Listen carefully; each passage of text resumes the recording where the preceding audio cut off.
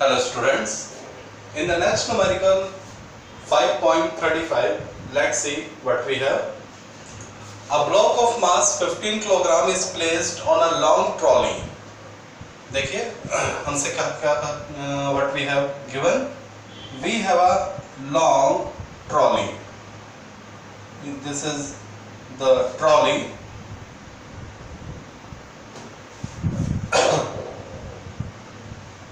Okay, on which we have a mass.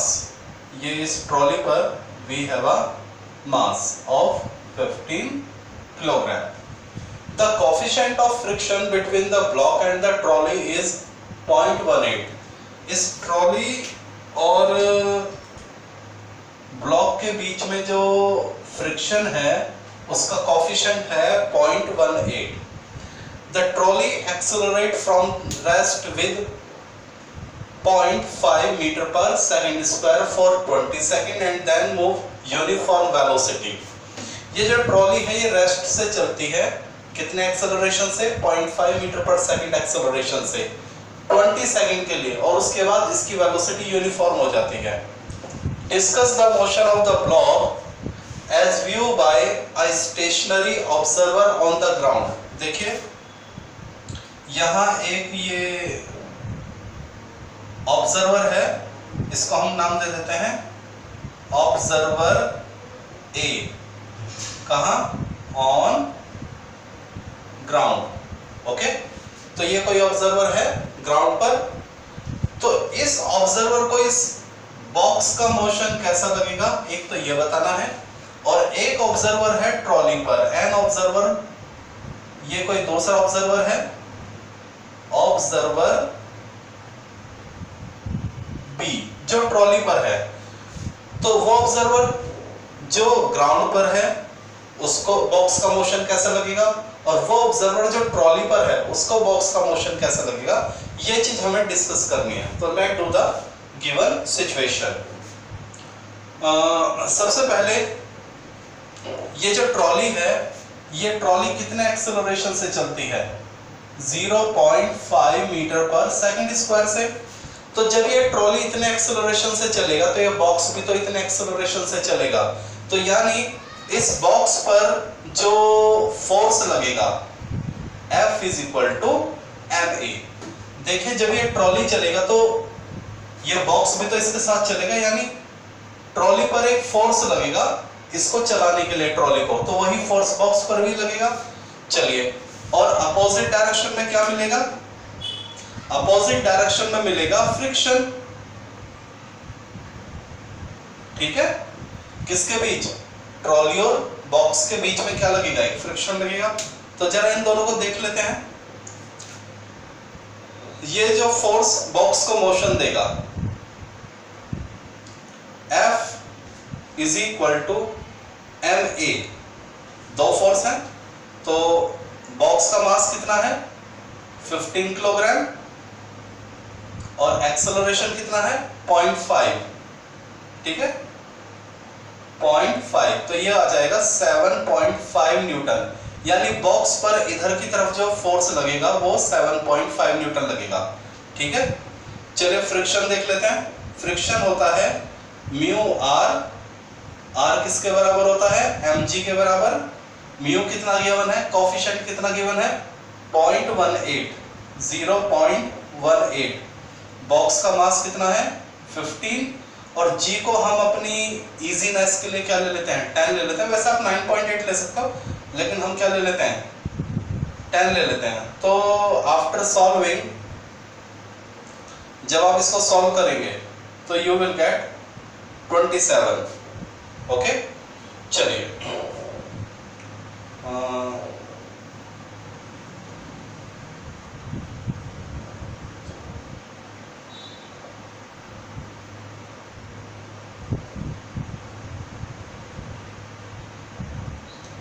yes, you will get 27 Newton. Okay, अब यहां से हमने ये देखा कि जो फ्रिक्शन है वो अप्लाइड फोर्स से क्या है ज्यादा है. सिंस फ्रिक्शन इज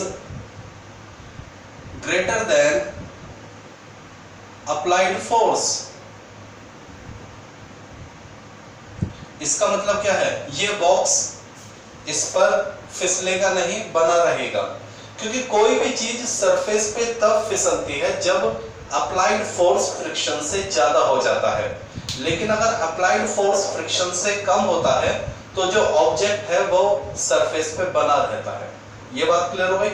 तो फ्रिक्शन जो है वो अप्लाइड फोर्स से क्या हो चुका है, ज्यादा, यानी जब ये ट्रॉली चलेगा तो ये बॉक्स क्या रहेगा, फिसलेगा नहीं, ये उस पर आराम से बना रहेगा और ट्रॉली के साथ ही चलेगा। ठीक है, hence box will not slip on trolley, वो ट्रॉली पर स्लिप नहीं करेगा। It keep move along with trolley, वो ट्रॉली के साथ ही चलेगा। तो ये तो थी बात, ये देखा कि जब ट्रॉली चलेगा तो क्या ये बॉक्स फिसलेगा या इसके साथ जाएगा। तो हमने पता कर लिया कि ये बॉक्स जब ये ट्रॉली चलेगी तो ये बॉक्स फिसलेगा नहीं, ये इस पर बना रहेगा और इसी के साथ मूव करेगा। चलिए अब हम देखेंगे कि ऑब्जर्वर ए को और ऑब्जर्वर बी को इसका मोशन कैसा लगेगा। तो let's see, I think that this you have done. Video को पॉज करके नोट कर लीजिए। ओके, यही कर देते हैं। अब हम ये देखते हैं ऑब्जर्वर ए को इसका मोशन कैसा लगेगा और बी को मोशन कैसा लगेगा। तो देखिए जो बॉक्स है वो ट्रॉली पर फिसलता नहीं है, ट्रॉली के साथ ही जाता है सेम एक्सेलरेशन से। तो जो ऑब्जर्वर है वो देखेगा भाई ट्रॉली का एक्सेलरेशन कितना है 0.5, तो बॉक्स भी उसके साथ जा रहा है, यानी बॉक्स का भी एक्सेलरेशन क्या होगा 0.5। तो number 1, for observer on ground, box move with acceleration 0.5 metre per second. ये जो ऑब्जर्वर है ए ऑब्जर्वर जो है ग्राउंड पर, उसको बॉक्स क्या 0.5 मीटर पर सेकेंड के एक्सेलरेशन से ही चलता हुआ दिखाई देगा। क्लियर हो गई बात? ओके, और ये एक्सेलरेशन 20 सेकेंड तक है। Then move with uniform velocity and after 20 second के बाद ट्रॉली का मोशन क्या हो जाएगा यूनिफॉर्म, तो बॉक्स का मोशन भी क्या हो जाएगा uniform. And after 20 second box move uniformly along with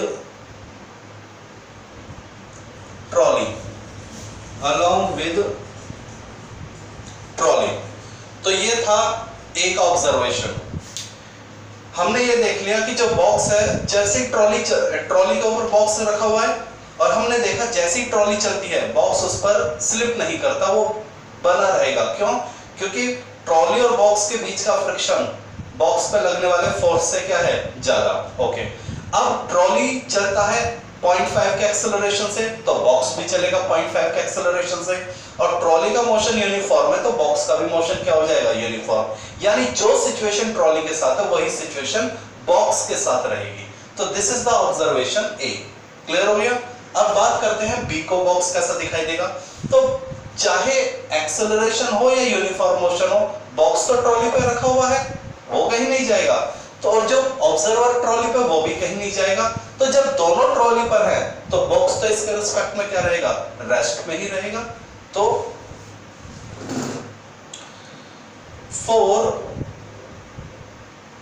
observer on trolley box remain at rest. तो बॉक्स तो बेटा रेस्ट पे ही रहने वाला है। क्लियर हो गई बात? मान लीजिए एक बस चलती है, उसके अंदर पैसेंजर है, तो जो सड़क पे आदमी खड़ा हुआ है, तो बस अगर जितने एक्सेलरेशन से जाएगी तो उसके अंदर बैठा हुआ पैसेंजर भी उतने ही एक्सेलरेशन से जाएगा। बात समझ आ गई? तो जो सड़क पे आदमी खड़ा है उसको तो पैसेंजर की वही मोशन दिखाई देगा जो बस का मोशन है, लेकिन बस के अंदर जो हम सब पैसेंजर बैठे हुए हैं तो हम सब तो एक दूसरे के रिस्पेक्ट में क्या हुए, रेस्ट में ही हुए ना। तो ए को तो ये क्या चलता हुआ दिखाई देगा, जब ट्रॉली का एक्सेलरेशन ए तो बॉक्स का भी एक्सेलरेशन ए, ट्रॉली का यूनिफॉर्म मोशन तो बॉक्स का भी यूनिफॉर्म मोशन, किसको ए को ऑब्जर्व होगा। लेकिन जब बी है, ट्रॉली चाहे एक्सेलरेशन से चले चाहे यूनिफॉर्म मोशन से चले, बॉक्स बना रहता है, फिसलता नहीं है, तो ऑब्जर्वर को ये क्या बॉक्स रेस्ट में दिखाई देगा, भाई उसको तो लगा भाई ये हमेशा मेरे पास ही है, ठीक है ना। तो this is the required solution of this problem.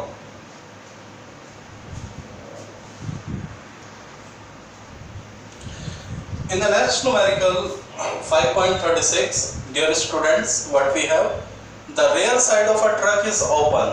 हमारे पास एक ट्रक है और उसका जो पिछला हिस्सा है वो ओपन है। And a box of 40 kilogram mass is placed, और उसके ऊपर एक बॉक्स रखा हुआ है।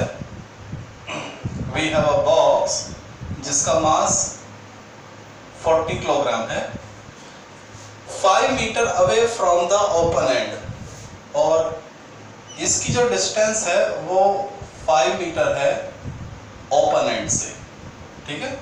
This is open end, okay. तो as shown in the figure, the coefficient of friction between the box and the surface is 0.15। Box और surface के बीच में फ्रिक्शन लगता है और उसका कोएफिशिएंट है 0.15। On a straight road the truck start from the rest. जैसे ये ट्रक चलता है with acceleration 2 metre per second square, at what distance from the starting point does the box fall of the truck. ये truck कितनी, हमसे question ये पूछा है कि ये ट्रक कितना चलेगा बॉक्स के गिरने से पहले। तो सबसे पहले तो हम ये देखेंगे कि ट्रक के चलने से क्या ये बॉक्स गिरेगा या नहीं गिरेगा। तो लेट्स सी, सबसे पहले बॉक्स पर फोर्स कितना लगेगा, व्हाट इज द फोर्स। तो जरा ध्यान देना, ये हमारा बॉक्स हो गया, तो यहां पर applied force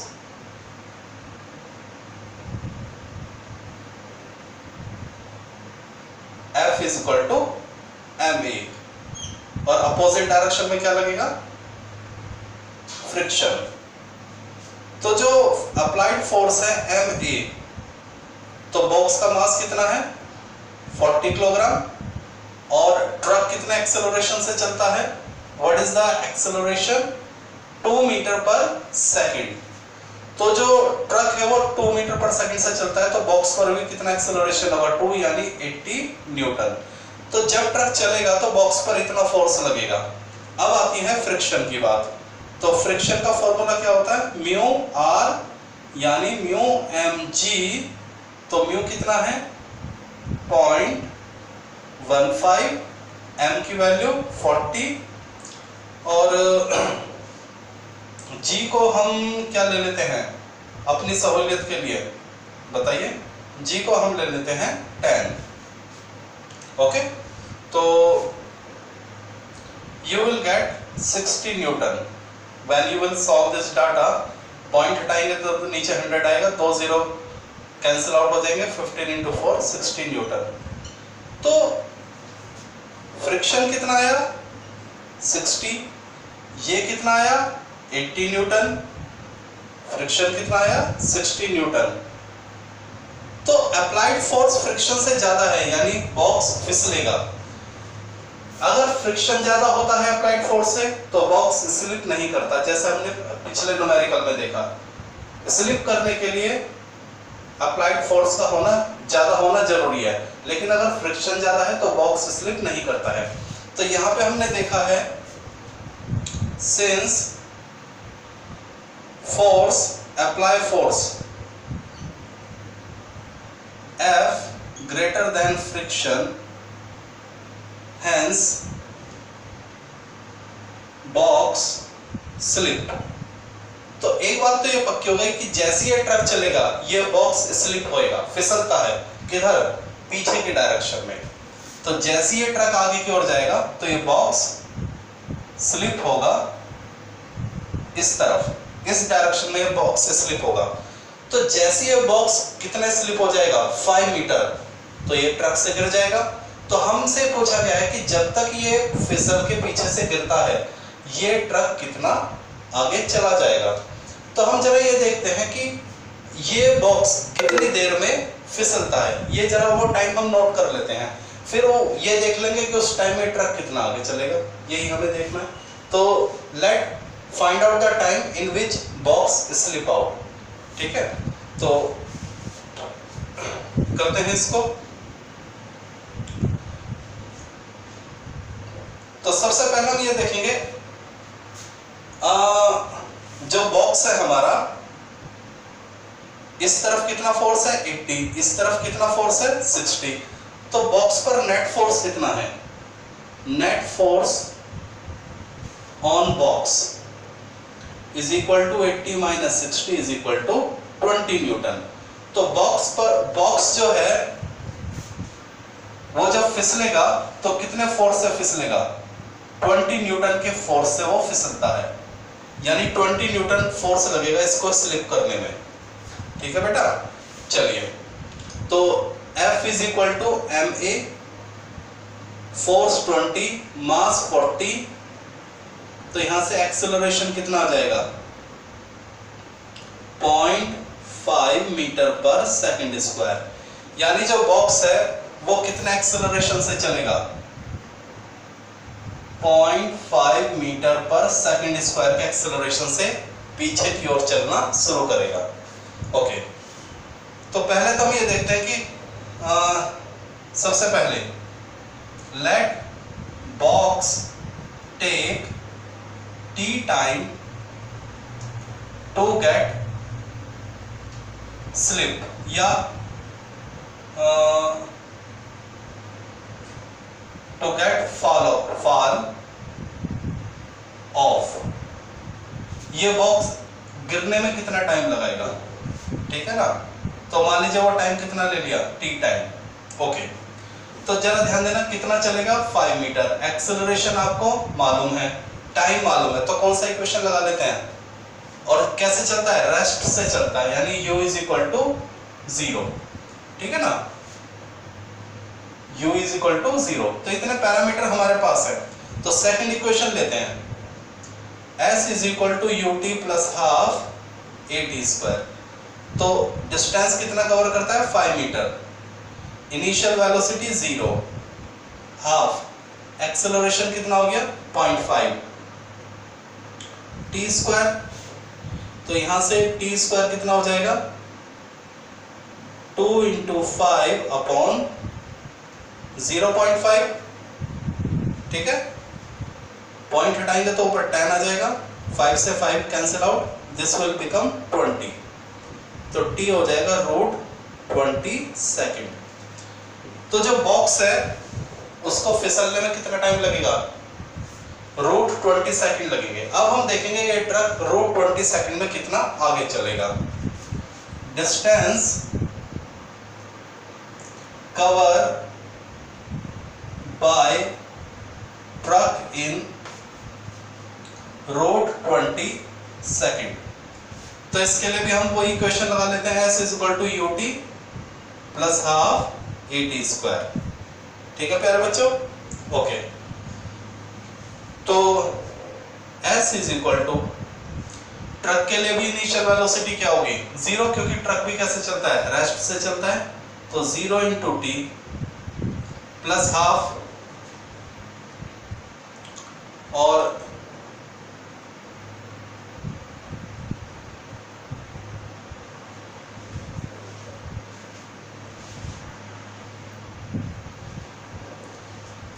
s is equal to 0 into t plus half a, क्योंकि ये इक्वेशन हम किसके लिए ले रहे हैं, ट्रक के लिए।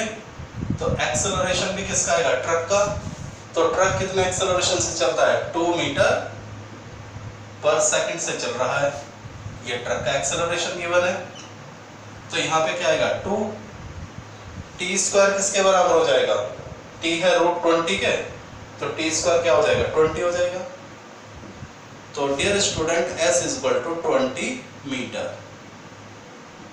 This is the distance covered by truck before the box fall off from the truck. तो बॉक्स के गिरने, जब बॉक्स गिर जाता है उतने टाइम में ट्रक कितना चलता है, 20 मीटर। यही आपसे पूछा गया था, at what distance from the starting point does the box fall off the truck? This is the required answer of the given problem.